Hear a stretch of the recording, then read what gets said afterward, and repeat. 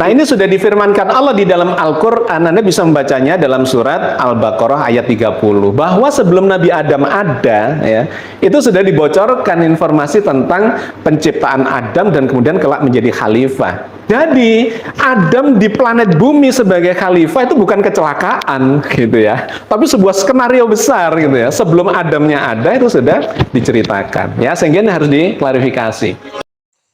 Sahabat Indonesia, kali ini saya ketemu orang yang baru untuk saya reaction videonya karena lumayan juga menarik.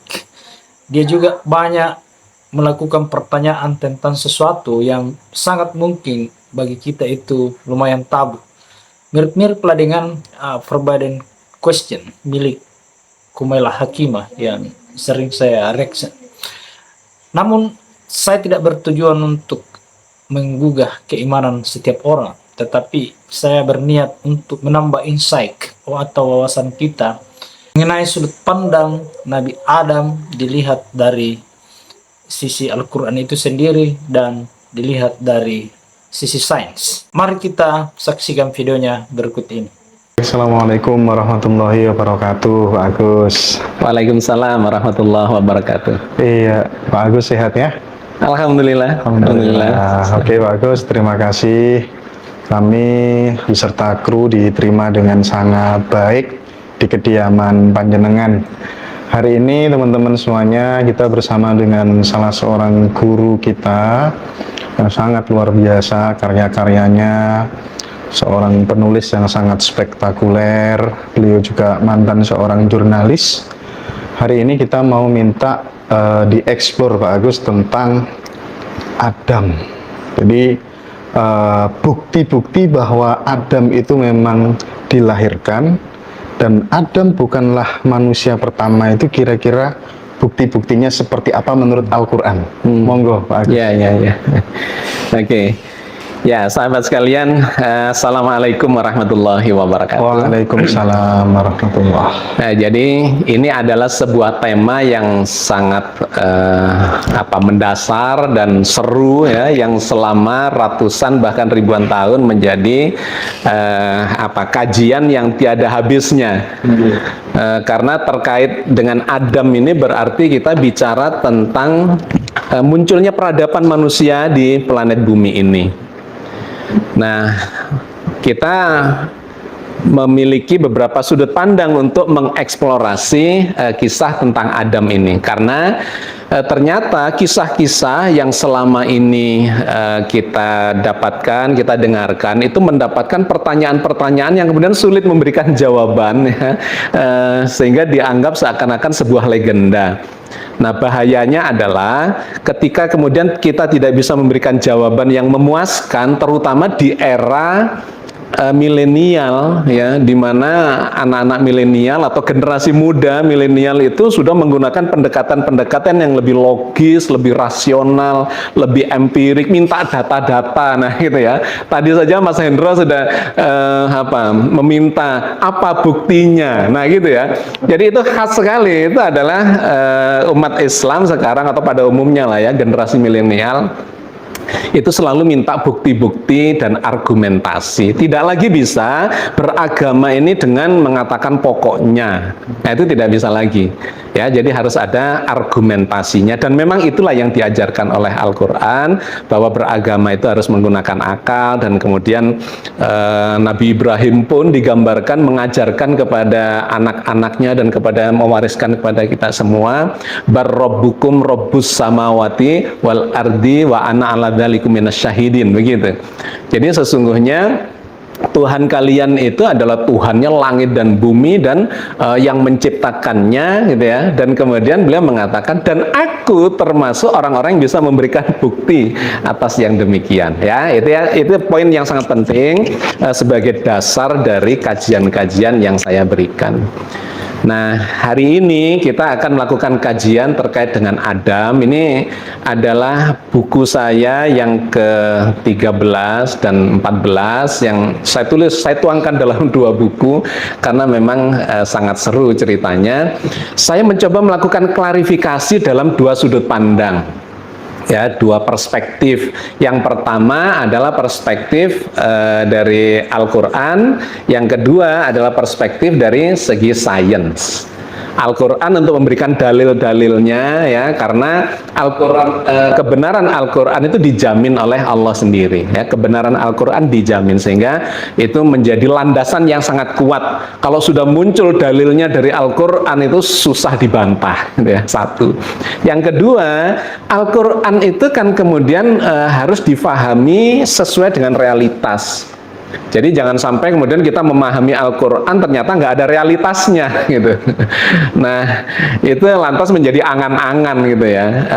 Itu bisa terjadi pada orang-orang yang tidak memahami tentang realitas, kemudian menafsiri Al-Quran dari sisi bahasa ternyata nggak cocok dengan kenyataan yang ada di sekitar.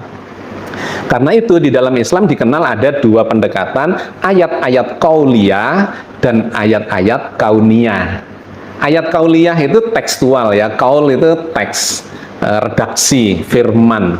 Sedangkan ayat-ayat kauniyah itu adalah ciptaan Allah yang terhampar di jagat raya, yang ada di sekitar kita, peristiwa-peristiwa yang terjadi atau realitas. Nah, beragama adalah mencocokkan antara kauliyah dengan kauniyah. Nah, inilah yang saya gunakan untuk melakukan pendekatan untuk menjelaskan tentang Adam, ya, munculnya Adam dan kemudian peradaban manusia di muka bumi. Oke, ya. Nah, sekarang kita beralih ke presentasi, karena di sinilah saya menyampaikan ayat-ayatnya dan data-data ilmiahnya. Oke, sahabat sekalian, ya. Jadi atau kita mencoba untuk melihat ke presentasi kita ini. Ternyata Adam dilahirkan sebuah rekonstruksi agama dan sains, ya. Jadi dua pendekatan ini yang saya gunakan untuk secara seimbang memberikan argumentasinya. Jadi kita berangkat nih dari kisah Adam dan Hawa. Ada sejumlah pertanyaan terkait dengan Adam dan Hawa ini. Yang pertama, benarkah Adam itu manusia pertama di planet bumi ini? Ya, ini jadi pertanyaan yang panjang selama ratusan ribuan tahun dan terjadi kontroversi di antara kedua. Ada dua pendapat. Yang pertama mengatakan ya manusia pertama, dan yang lainnya mengatakan enggak, ternyata data-data ilmiah itu mengatakan bahwa Adam itu bukan manusia pertama.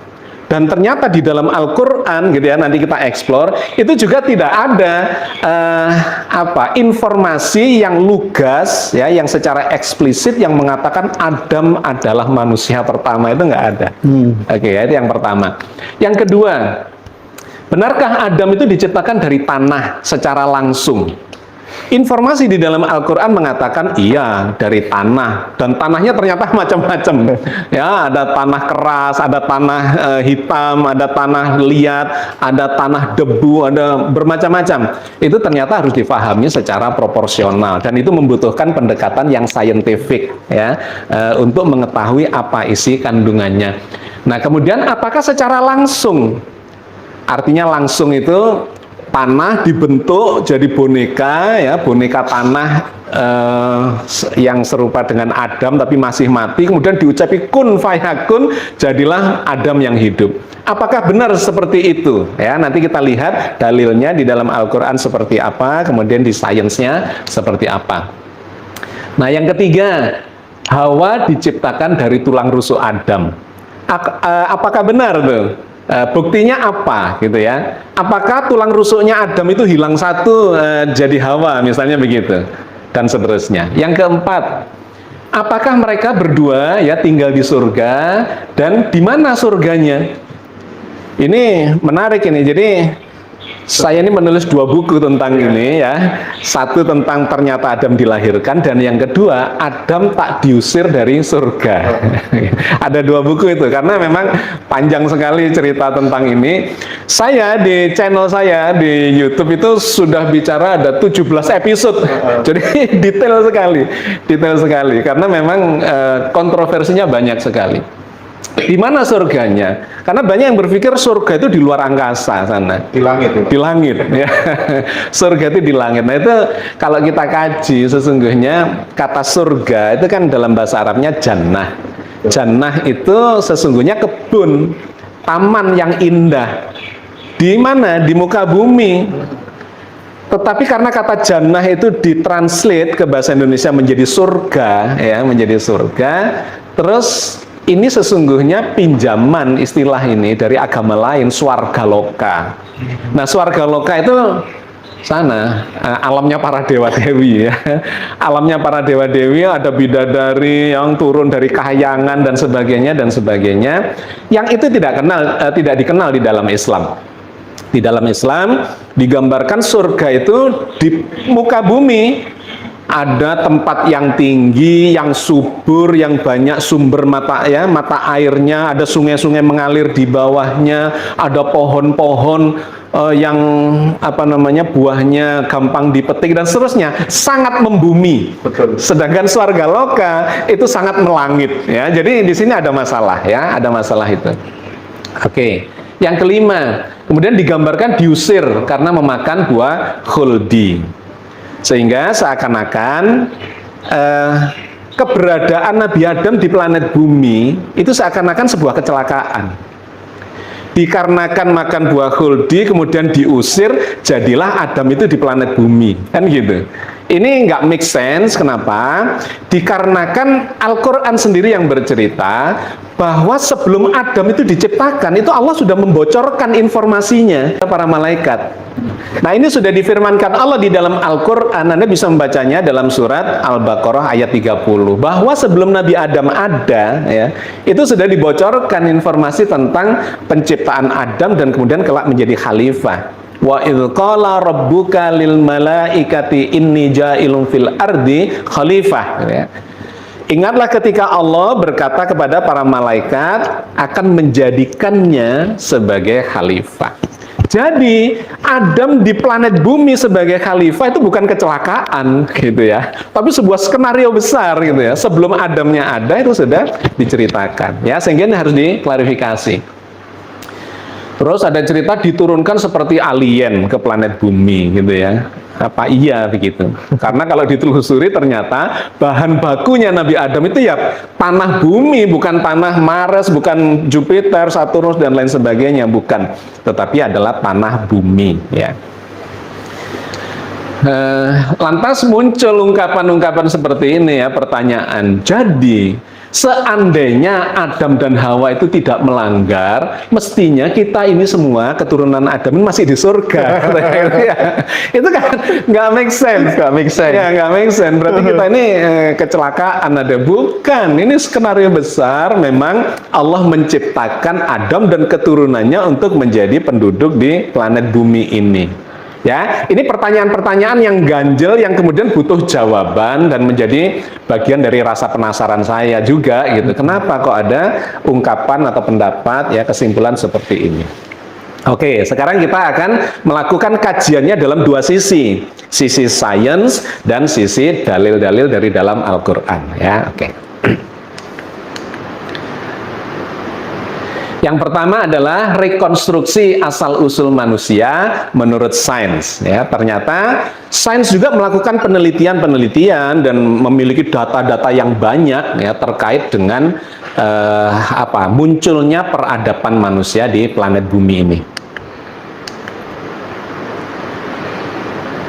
Masih penuh misteri dan menunggu pembuktian. Jadi cara kerja sains itu adalah dari tidak diketahui kemudian dieksplor untuk memunculkan bukti-bukti objektif, ya, ada data-datanya, ada bukti-bukti objektifnya yang menunjukkan bahwa memang itu ada, gitu ya, itu ada. Nah, ternyata memang perkembangan sains dalam melacak kehidupan di planet bumi ini belum selesai, masih panjang dan banyak jebakan-jebakannya dan banyak missing link-nya, gitu ya. Nah, itu harus dikemukakan secara objektif. Yang pertama adalah rekonstruksi berdasar temuan fosil. Jadi begini, kalau kita menggunakan pendekatan saintifik, itu kita ini seperti detektif. Ada sebuah kejadian 10 tahun yang lalu misalnya, ya, pembunuhan. Terus kita mau melacak sekarang. Itu siapa ya pembunuhnya? apa yang bisa dilakukan? Si detektif ini sudah tidak mengalami masa itu karena sudah lewat, sudah 10 tahun yang lalu. Yang bisa dia lakukan adalah mengumpulkan bukti-bukti ya yang terkait dengan itu, misalnya pisaunya, tempatnya, ada mungkin percikan darahnya atau saksi-saksi dan seterusnya ya. Jadi sains itu bekerjanya kurang lebih seperti itu. Nah, yang pertama adalah melakukan rekonstruksi berdasar temuan fosil. Data fosil menunjukkan usia makhluk hidup itu ternyata berjenjang mulai dari satu sel sampai ke derajat lebih tinggi. Tetapi ada sejumlah missing link. Jadi begini, dalam perkembangan peradaban itu ternyata ditemukan fosil ya. Fosil itu adalah bagian tubuh makhluk hidup yang masih tertinggal, terawetkan oleh alam. Misalnya dia tiba-tiba tertimbun ya oleh lahar yang panas dan kemudian menjadi steril di situ, kemudian menjadi bebatuan. Nah, satu ketika diketemukan ternyata masih utuh atau ya sekian persen, mungkin 50% utuh atau 25% utuh, meninggalkan jejak di sana. Nah, itu bisa kemudian ditentukan umurnya melalui namanya penanggalan karbon ya. Salah satu tekniknya adalah ini umurnya berapa ya? Oh, ternyata 2 juta tahun yang lalu gitu. Nah, nanti di tempat lain lagi ditemukan fosil yang berbeda. Ya, mungkin dari binatang dinosaurus misalnya, atau mungkin sebelumnya lagi, mungkin di lautan dan sebagainya. Fosil-fosil itu kemudian oleh para ahli sejarah ya diurutkan. Ternyata semakin tua fosilnya, itu semakin sederhana makhluknya. Semakin ke sini ya, jadi begini, usia planet Bumi ini kira-kira sudah 4,5 miliar tahun. Jadi usianya 4,5 miliar tahun. Jagat raya ini usianya sudah 13,8 miliar tahun.